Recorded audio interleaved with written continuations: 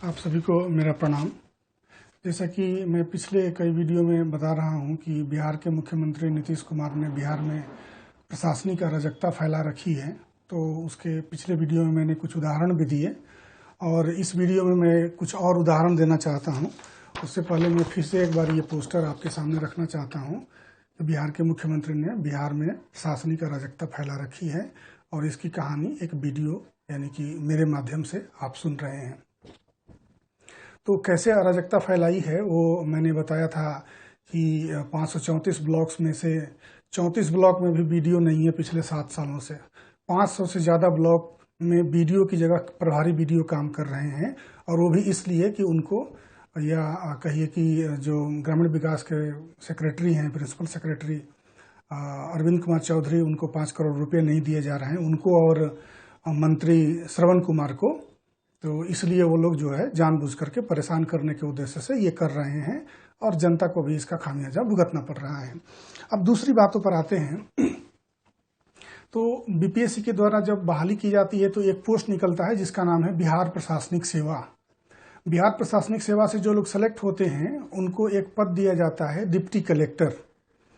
लेकिन अभी की स्थिति क्या है कि बिहार में डिप्टी कलेक्टर नाम का कोई पद नहीं है। बिहार में जिस दिन आप बिहार प्रशासनिक सेवा क्वालिफाई होके जाएंगे उसी दिन से आप सीनियर डिप्टी कलेक्टर कहलाएंगे। मतलब बिहार में कोई डिप्टी कलेक्टर नहीं है, सारे लोग सीनियर डिप्टी कलेक्टर हैं। जैसे ये लगता है ना कि ये सत्यनारायण भगवान का प्रसाद है, आपको प्रधानमंत्री का पद चाहिए, लीजिए आज से आपका नाम प्रधानमंत्री हुआ। प्रशासन में कोई भी नाम रखा जाता है तो उसके पीछे कोई कारण होता है और जहाँ सीनियर शब्द है वहाँ जूनियर शब्द होना चाहिए या होता है या हुआ करता था। बिहार में 2010 तक डिप्टी कलेक्टर हुआ करते थे और उनकी जगह अब सारे लोगों को सीनियर डिप्टी कलेक्टर बना दिया गया। लेकिन स्थिति ये है कि उनको कोई काम ढंग से नहीं दिया गया है, कोई उनको ऑफिस नहीं प्रोवाइड कराया गया है, जिसके कारण अभी सेलेक्ट होने के बाद लोगों को लगता है कि हम कुछ दिन में एसडीओ या एसडीएम बनेंगे और वहाँ जाते हैं तो देखते हैं कि उनको तो एसडीओ या डीएम की दया पर निर्भर रहना पड़ रहा है। तो कुछ लोगों ने नौकरियां भी छोड़ी हैं।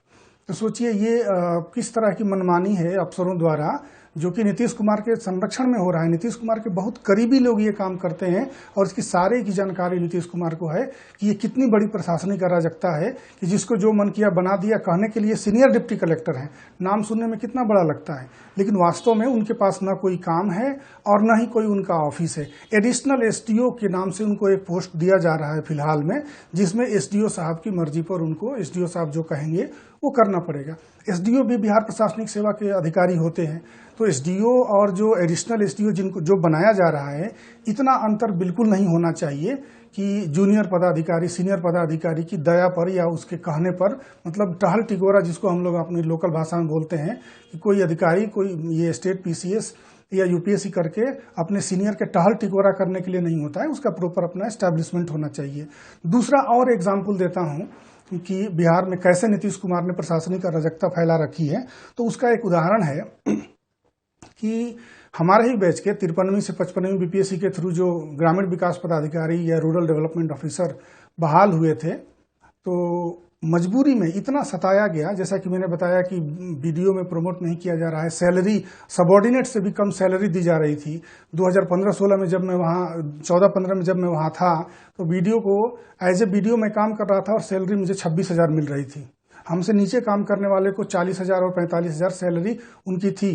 सीडीपीओ एक पोस्ट है जो कि वीडियो का सबॉर्डिनेट पोस्ट है और वीडियो की उस समय ग्रेड पे 4200 दे रहे थे लोग और कह रहे थे कि आप वीडियो नहीं है, प्रभारी वीडियो है, इसलिए 4200 का ग्रेड पे होगा और सीडीपीओ का ग्रेड पे 5400 था, जिसके कारण ये प्रशासनिक टेक्निकल दिक्कतें भी आती हैं कि आदमी एक दूसरे को कंट्रोल नहीं कर सकता प्रशासन में यदि इस तरह की सिचुएशंस होती हैं। तो इस तरह से प्रताड़ना झेल करके और इनके जो नीतीश कुमार के जो संरक्षित जो अपराधी हैं, जो गुंडे हैं, वो इतना परेशान किए कि 2019 में, पिछले साल, आज 25 अक्टूबर 2020 है, 2019 में कुल 20 हमारे बैचमेट्स ने, 20 बीडीओ ने या कह लीजिए कि प्रभारी बीडीओ ने नौकरी छोड़ दिया और ये सारे अखबारों में भी छपा, नौकरी छोड़ करके और वो असिस्टेंट प्रोफेसर या लेक्चरर जिसको कहते हैं वो ज्वाइन किया। लेक्चरर की नौकरी निश्चित रूप से अच्छी नौकरी है, हो सकता है कि बीडीओ से ज़्यादा सैलरी है, लेकिन ये सभी लोग जानते हैं कि बिहार में बीडीओ और लेक्चरर दोनों में से दोनों पद ऑफर किए जाएं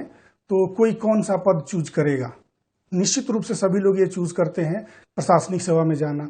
और दूसरी बात ये कि लेक्चररशिप के लिए या असिस्टेंट प्रोफेसर बनने के लिए एक छोटा एग्जाम होता है नेट, इन कंपेरिजन टू यदि हम बात करें बीपीएससी में, जिसमें प्री मेंस इंटरव्यू होता है, अलग अलग सब्जेक्ट के लोगों के साथ compete करना होता है।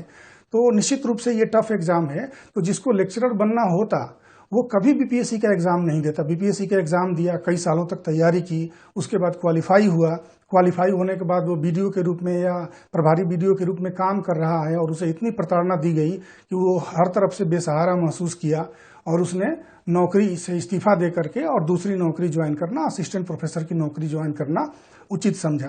तो इस तरह से नीतीश कुमार प्रशासनिक अराजकता बिहार में फैलाए हुए हैं अपने संरक्षित अपराधियों द्वारा, जो बड़े बड़े पोस्ट पर बैठे हुए हैं। जैसे मैंने नाम लिया था कि जो भोजपुर जिले का डीएम था, जब मैं भोजपुर जिले में बीडीओ था, तो पंकज कुमार पाल नाम का व्यक्ति जो डीएम था, वो भी एक बहुत बड़ा गुंडा है।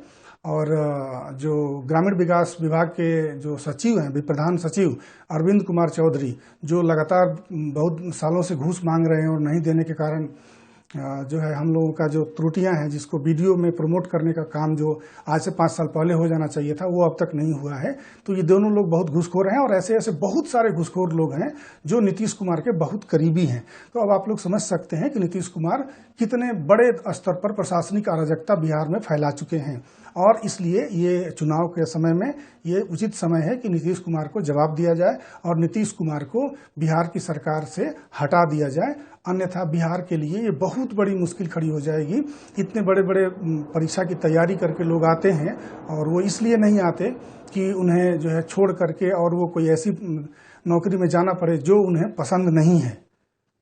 तो मैं बिहार की जनता से फिर एक बार अपील करना चाहूँगा कि इन जो सिचुएशंस को, इन परिस्थितियों को या इन बातों को समझते हुए कि किस तरह से नीतीश कुमार ने बिहार में अराजकता फैला रखी है, आप नीतीश कुमार को वोट ना दें, नीतीश कुमार को हराएं, ताकि आपके साथ और सबके साथ न्याय हो सके। इस तरह से किसी अफसर को छोड़ करके, नौकरी छोड़ करके जाना न पड़े, मजबूर न होना पड़े।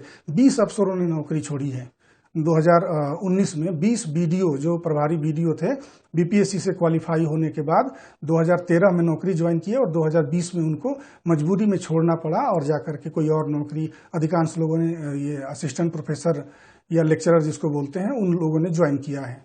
तो नीतीश कुमार को इस चुनाव में माकूल जवाब दिया जाना चाहिए, ऐसी मेरी जनता से अपील है।